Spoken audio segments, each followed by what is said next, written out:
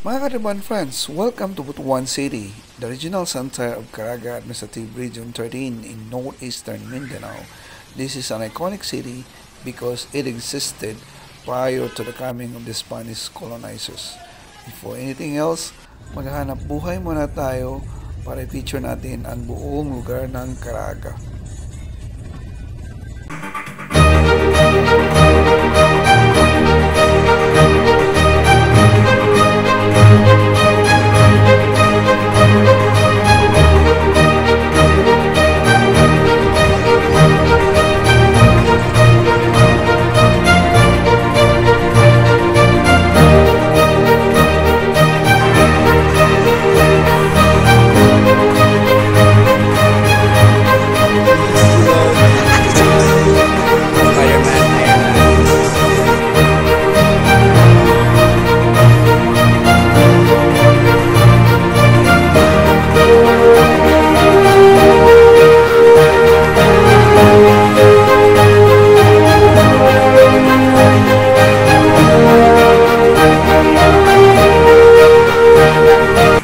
Welcome back to my channel.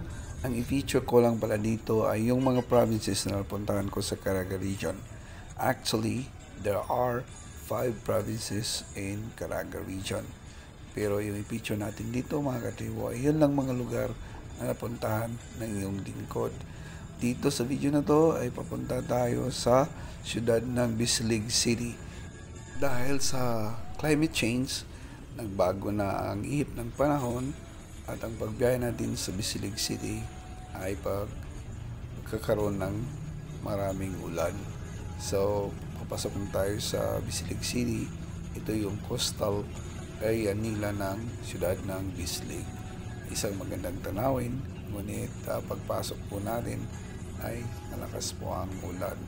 So, itong lugar na to, mga Katiban friends, ay dating pinamugaran ng Peacock, isang paper mill company sa Bislig City, at ang naging sentro ngayon ng Bislig City ay ang Barangay Mangagoy. So, yan mga Katiban friends, nakikita natin sa harapan natin ang coastal area ng Bislig City. So, it's a nice place to visit kasi nandito yung Tinoyan Falls, the Niagara Falls in the Philippines. So, marami pong mga gandang tanawin dito. Meron din silang mga white sand beaches.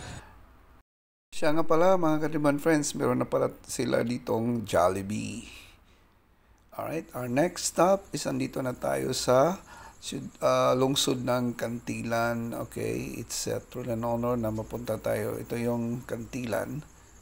At ito yung early morning nila sa Cantilan. So, itong Cantilan ay part ng Surigao del Sur.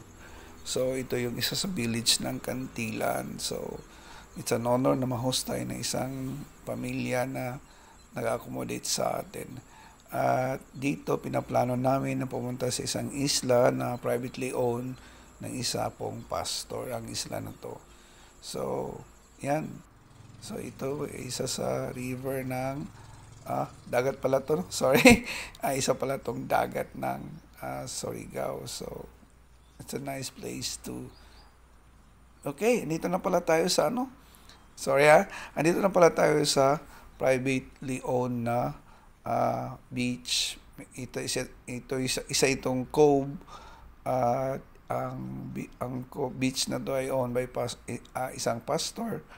At ito, pag-alagala tayo sa kanyang cove early in the morning. So, magandang lugar ito. Kailangan nyo lang magpa-book sa Libtong Cove po ito. Ang pangalang lugar ng lugar na to ay Libtong Cove. So, if you have time, you come here. It's a privately owned cove, and the place is run by a Christian pastor.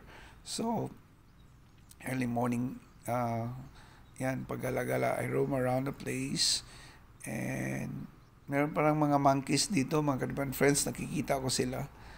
And kailangan nyo lang magpa-book dito if ever pumunta kayo sa Libtong Cove ng munisipyo ng Cantilan. Ito pala yung kanyang mga cottages.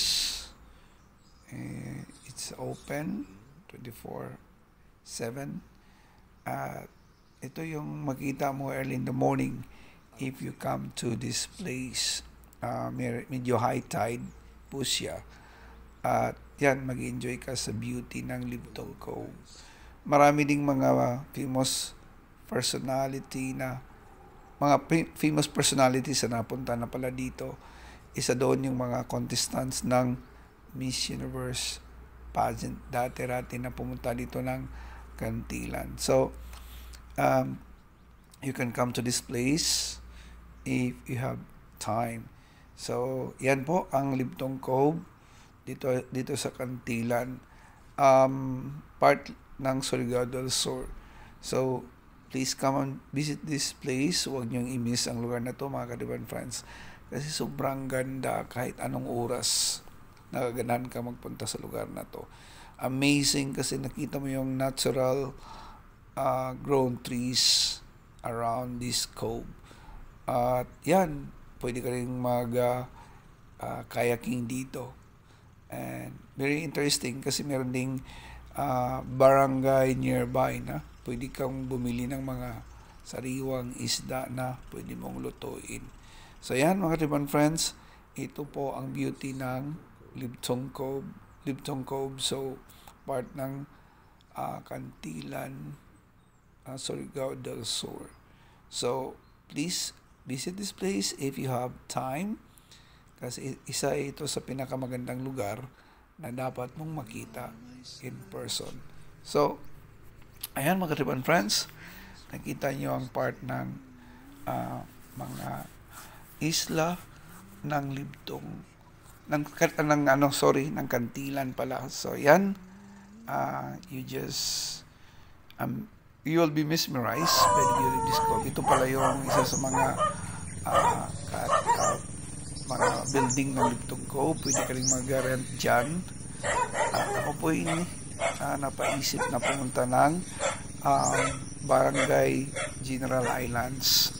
Okay, so naglakad lang tayo early in the morning para bumili ng sariwang isda at mapanood at matunghayan yung isla na isang barangay ng Libtong Island. So ang tawag ng barangay ito ay tinatawag nila na Barangay General Islands. So dito makita nyo, paakyat na tayo. At siya nga pala mga Katiban friends, napansin ko dito na mayroon silang mga wild flowers. Ipagkita ko sa iyo soon. Yan, dito tayo sa gilid, akyat tayo sa bundok. Okay, ayan, early in the morning, talaga excited tayong pumunta doon sa isang barangay na sabi ng may-ari ng Libtong Cove private resort, merong mga isda doon na fresh pa. Ayan, naglagay tayo early in the morning, papunta doon sa lugar na to buy something. May isang barangay dito. I don't know what's in there, but it's my first time. Part ng Libtong Cove. So, si Pastor pala ay dati-rati nanilbihang barangay kapitan ng lugar na to. Marami siyang nabago. Just imagine, no? Na nagkaroon dito ng isang elementary at saka secondary schools, learning system dahil sa kanya. At dahil din sa kanyang pamunuan, nagkaroon sila ng maraming proyekto dito. Isa dito yung pagkaroon ng electricity. Okay, na-connect yung electricity from the mainland ng Kantilan. So, it's a very amazing to see and meet this person, no? So, I'm gonna pass this. Isa akong blessed na tao kasi na-meet ko siya in person. So, yan, ang tao na to ay maraming nagawang kabutihan dito sa Barangay General Islands. But I informed him kasi nung panahon niya, maraming nagbago sa lugar na to. Binigyan niya ng still like 5 o'clock faith at confidence yung mga tao dito para mamuhay ng matiwasay at manalig sa Diyos. At above all, magkaroon ng magandang education system ang barangay na to.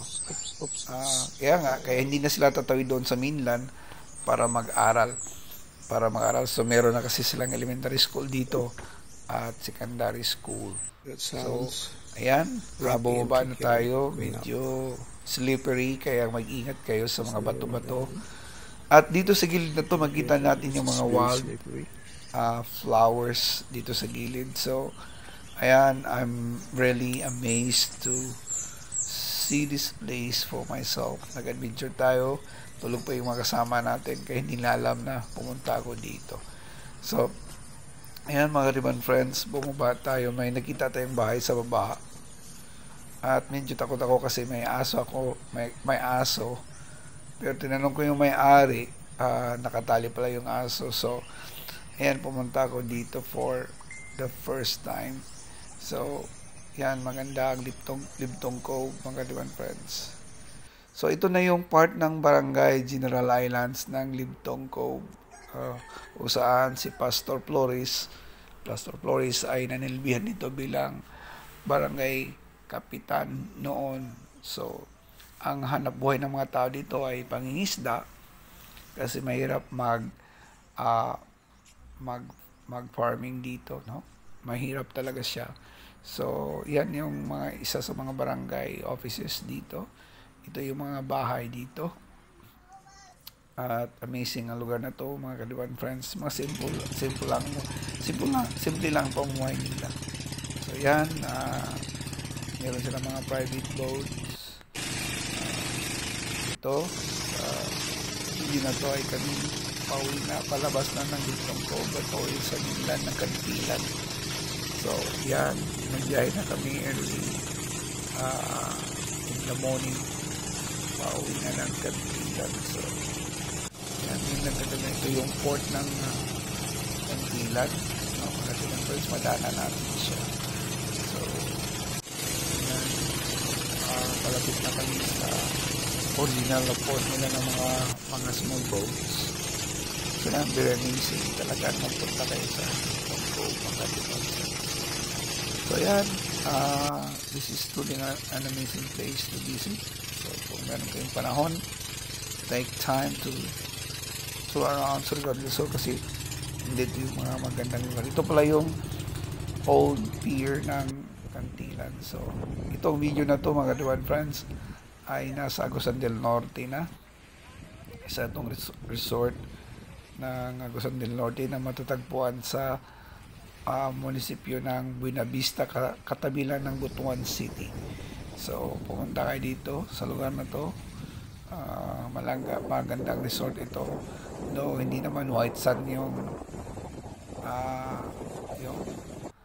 ano nila, dagat. So yan, dito naman mga Kadiwan friends, makita natin yung bumalik pala tayo sa Libtong Cove kasi during the Holy Week I was invited to preach about the resurrection of Christ.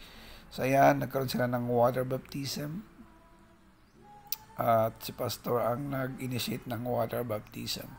So siya po ang nag-officiate ng water baptism. So meron pong mga kabataan na gustong mapalapit sa Diyos at makumpleto nila yung biblical requirements sa salvation.